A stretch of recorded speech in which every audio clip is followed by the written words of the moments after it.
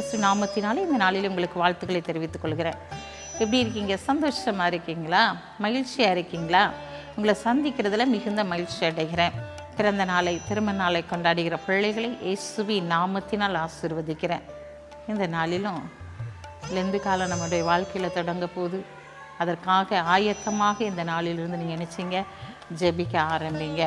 இந்த நாள் நம்முடைய வாழ்க்கையை ஒரு பரிசோதிக்கிற நாளாய் காணப்படும். நம்முடைய சுய பரிசோதனை அங்கு நடத்துகிறதை நாம் பார்க்க முடியும்.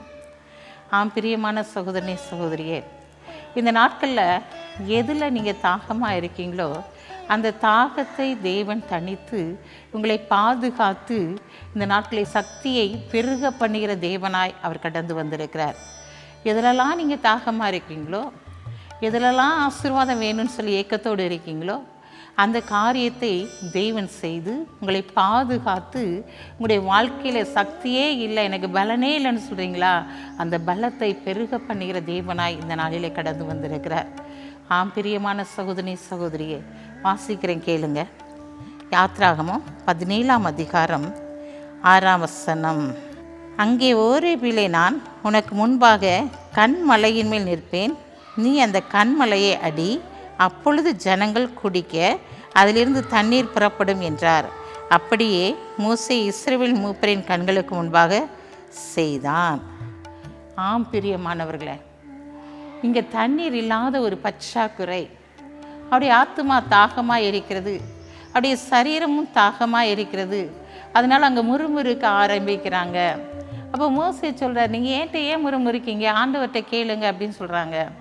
அப்போ ஆண்டவர் அந்த இடத்துல சொல்கிறாரு, நீ ஓரே போ, அந்த கண்மலை அடி, அதுலேருந்து என்ன வரும், தண்ணீர் வரும் அப்படின்னு சொல்கிறாரு. அங்கே அதே போல் அடித்த உடனே அங்கே தண்ணீர் புறப்பட்டு வந்ததை பார்க்கிறோம். அவருடைய தாகம் அங்கு தீர்க்கப்பட்டதை பார்க்கிறோம். அதே இதை வாசிக்கிறேன். 1 கொரிந்தியர் 10ஆம் அதிகாரம் 4ஆம் வசனத்தை பார்க்கும்போது, எல்லாரும் ஒரே ஞானபானத்தை குடித்தார்கள், எப்படி எனில் அவர்களோடு கூட சென்ற ஞான கண்மலையின் தண்ணீரை குடித்தார்கள், அந்த கண்மலை கிறிஸ்துவே. அங்கே பார்க்குறோம், ஞான கண்மலையின் தண்ணீரை குடித்தார்கள். அந்த தண்ணீர் எப்படிப்பட்டதாம், கண்மலையாக கிறிஸ்து என்று சொல்லி பார்க்கிறோம். பிரியமான சகோதரனே, சகோதரியே, உன்னுடைய வாழ்க்கையில் என்னென்ன காரியத்தில் நீ தாகத்தோடு இருக்கிறாயோ உன் தாகத்தை தணிக்கும்படியாக ஆண்டவர் கடந்து வந்திருக்கிறார்.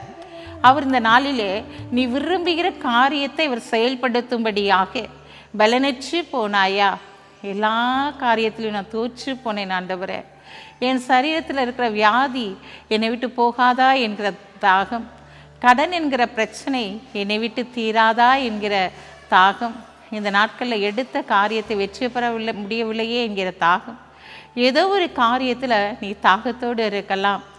அந்த தாகத்தை தீர்க்கிற கண்மலையாகி கிறிஸ்து இன்றைக்கு உன் அருகிலே கடந்து வந்திருக்கிறார். உனக்கு அந்த ஞான கண்மலையின் பாலை கொடுக்கும்படியாக, உன் சக்தியை பெருக பண்ணும்படியாக, உன் ஆசீர்வாதத்தை நிறைவாய் கொடுக்கும்படியாக, உன் தாகத்திற்கும் ஜீவன் நதியாய் அவர் இந்த நாளிலே கடந்து வந்திருக்கிறார். உனக்காக அவர் யாவையும் செய்து முடிக்கிறவர். உன் இருதயத்தின் வேண்டுதல்களை அவர் அறிந்திருக்கிறார். உன் விண்ணப்பங்களை அவர் அறிந்திருக்கிறபடியினாலே இந்த நாட்களில் நீ வேண்டிக் கொள்வதை நிச்சயமாய் பெற்றுக்கொள்ளுவாய்.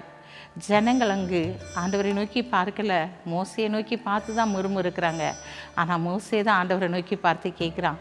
அப்போ தான் ஆண்டவர் சொல்கிறாரு, ஓரேபுக்கு போ, அங்கே கண்மலை அடி, தண்ணி வரும்னு சொல்கிறாரு. இந்த நாளில் அதே போல் அந்த கண்மலையாகிய கிறிஸ்துவை நீ கண்ணீர் விடித்து கதறி நோக்கி கூப்பிடும்போது ஒரு உன் தாகத்தை தீர்த்து உன்னை நித்திய வழியிலே நடத்துவார். கண்களை மூடி ஜெபிப்போம். அன்புள்ள ஆண்டவரே, உடைய பிள்ளைகளை தாகம் தீர்க்கும் ஜீவன் நதியாய் நீர் கடந்து வந்து உடைய பிள்ளைகளுடைய தாகத்தை தீருங்க ஆண்டவரே. வியாதியிலிருந்து, பாவத்திலிருந்து, சாபத்திலிருந்து உடைய பிள்ளைகளை விடுதலையாக்குங்கப்பா. இந்த நாட்களில் விட முடியாத பாவங்களிலிருந்து விடுதலையாக்குங்க. இந்த நாட்களில் தகப்பனை கடன் என்கிற அந்த தீராத தாகம் அப்பா, அதிலிருந்து ஒரு முடிவை கட்டளையிடுங்கப்பா. அப்பா, உடைய பிள்ளைகள் ஆண்டவரே உம்மை நோக்கி பார்க்கட்டும் ஆண்டவரே. மான்கள் நீரோடே வாஞ்சிப்பது போல என் ஆத்துமா மேல் தாகமாக இருக்குதுன்னு சொல்லி பக்தன் தாவீது சொன்னது போல உடைய பிள்ளைகள் உண்மையே நோக்கி பார்க்குறாங்க ஆண்டவரே. அவருடைய தாகத்தை தீர்த்து அவருடைய சந்தோஷ மகிழ்ச்சியும் காணும்படியான காரியத்தை செய்து அவருடைய பலத்தை பெருக பண்ணுங்கப்பா. இந்த நாளிலும் பிறந்த நாளை திருநாளை கொண்டாடுகிற பிள்ளைகளை இயேசுவி நாமத்தினால் ஆசீர்வதிக்கிற ஆண்டவரே, நான் உன்னோடு இருந்து செய்யும் காரியம் மிகவும் பயங்கரமாக இருக்கும் என்று சொன்ன வார்த்தையின்படி உடைய பிள்ளைகளோடு இருந்து நீர் பெரிய காரியங்களை செய்யுங்க, வழி நடத்துங்க. இயேசுவின் நாமத்தில் ஜெபிக்கிற நல்ல பிதாவே, ஆமென்.